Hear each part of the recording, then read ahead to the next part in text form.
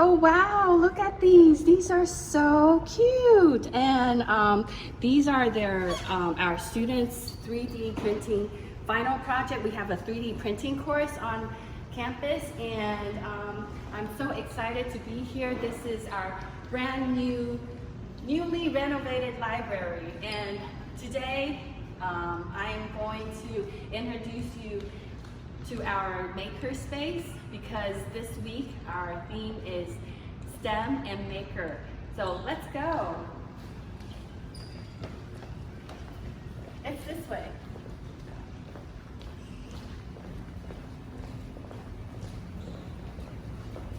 Take a look at this very colorful door decoration, NTUE Maker Space. And it's available from 1:30 to 5 o'clock in the afternoon, and it's available on campus to any student and professors for them to work on things, anything about Maker. Come on in. Hi. Hi, welcome. Come on in. And this is our teaching assistant for this Maker Space. Would you like to tell us more about this makerspace? All right, to give a very brief introduction about our university's makerspace, what this makerspace's main purpose is for is to provide instructors and professors with a platform that can help them with their lessons, and also to provide students who wish to use it a platform to use various tools and equipment to help bring their project to life. That is what the main purpose of this entire space is for, to help professors and students who wish to be creative be able to fulfill their ideas. And for that purpose, it's open to anyone who's on campus from our university. And yes, that is the main purpose of our whole makerspace. Oh, thank you, Yunshuo. And earlier I was talking to you, so you're here like 24/7? I'm not here 24/7. 24/7 is a bit extreme. This place is mainly open during main school opening hours, basically from 8:30 in the morning until noon when we take a short break, and then all the way until 5 in the afternoon. And so for students and professors who are interested in creating 3D projects, Yunshuo is here to help everybody. Yes, that's right. Thank you. So would you like to take us around? All right. So show us some of the.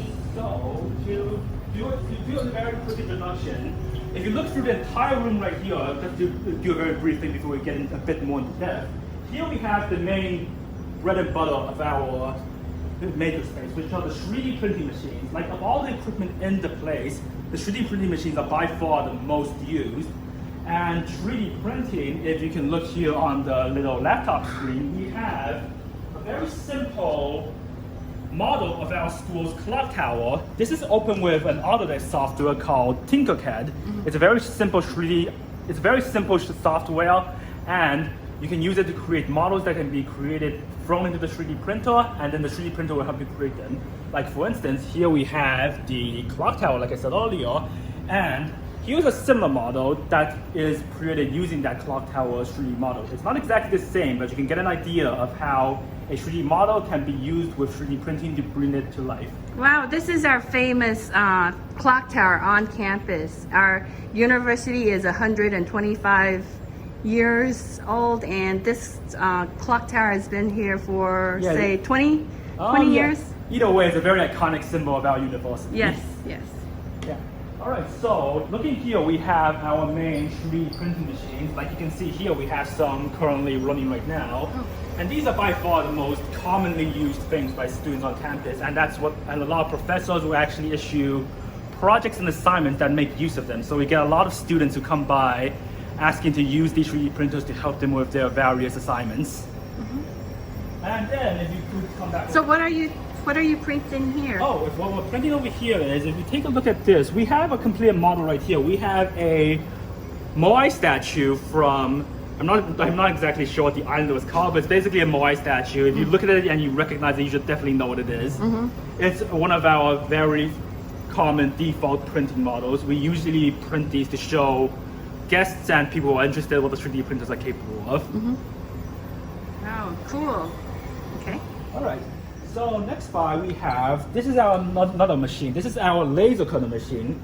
And what the laser cutter machine does is, when a 3D printer creates models and things out of scratch, what the laser cutter does is it can take things like acrylic boards and cardboard or wood and carve various shapes out of them. Like for instance, if you look at this thing over here, it is a night lamp, and this night lamp is created out of wood, which has been shaped and formed using the laser cutter. Oh, I see the clock tower design with Yep. the NTUE. Yep, this is themed after our school's clock tower and also themed after our university. So there's a lot of that inside this thing's design. And the main benefits of a laser cutter over a 3D printer is that with the amount of precise cutting and that the laser cutter can do, it can oftentimes create a much more high quality feeling compared to a 3D printer. A 3D printer might be able to create more complicated shapes and structures out of nothing, but a laser cutter can create high quality feeling shapes. So that's something worth keeping in mind. Okay, thank you. And what are these? Oh, these are the filaments that we use for the 3D printers. Like if you look back at the 3D printers, right now they all have like this so-called filament on the side, and the filament is what's mainly used to actually create the 3D model. You can think of it as a giant roll of plastic. So what the 3D printer actually does is you hang the filament on the side, and then there's gears on the side of the 3D printer which send the filament through the nozzle and the tubes, and then the nozzle will heat it up to around 200 degrees Celsius or higher, and that will melt the filament, and then the 3D printing machine can then shape it into whatever models that you've told it to shape. Wow, amazing. And it comes in different colors. Yes, it comes in different colors and it comes in different materials as well. Okay. What about these? This machine is also a very different type of 3D printing machine. It's called our Photon 3D printer. Photon 3D printer. Yes, Photon 3D printer. It's a very different breed of printer. It's also technically 3D printing, but unlike the previous 3D printer, which I said melts plastic and then shapes a model out of it, what this 3D printer does is it uses liquid resin to create its 3D models. Oh. The liquid resin is put inside a vat. If you can just turn around here and look. There's a vat down here where we can pour the liquid resin into. It's empty right now, but you can just imagine some like liquid fluid that's put inside this What kind of liquid? vat. It's mostly it's like a bit pasty. It's hard to describe. It's a bit pasty type of liquid. It's almost entirely liquid, but not quite. Okay, so when it cools off, it will. When it's heated. It doesn't heat. What the photon printer does is that at the very bottom of the printer there is a lighting mechanism, and the resin specifically reacts to light. So if we want to print something, what the lighting will do was specifically light up the parts of the liquid that we want to solidify, and then once those parts of the model is solidified, this thing at the top here, it will lift it up and then continue solidifying the next layer. So you can basically think of this. Let's imagine that this is another clock tower is created with the 3D photon printer.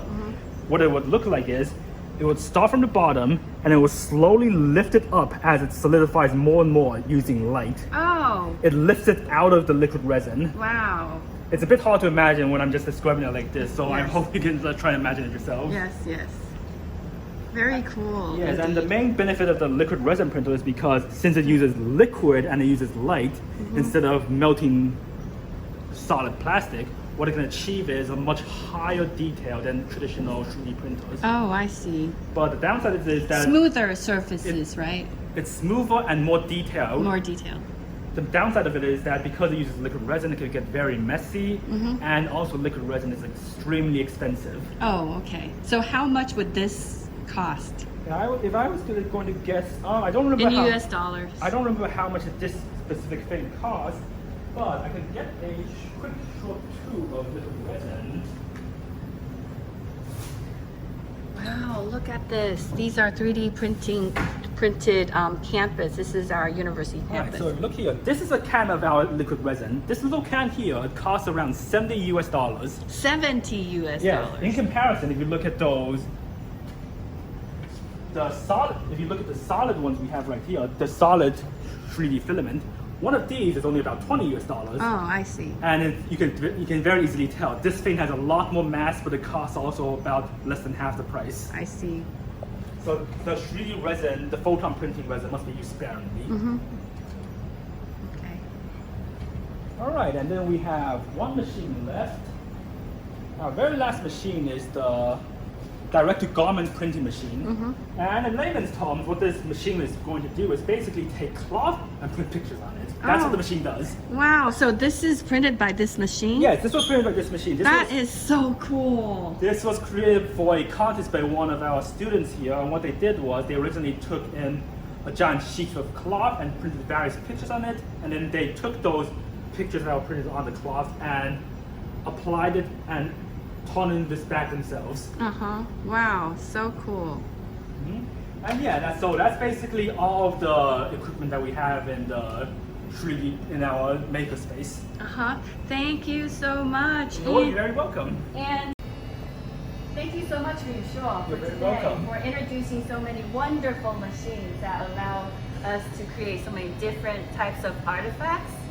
And the Center for Research on Bilingual Education is working together with our makers team. Hopefully, we're going to put together some bilingual makers workshop.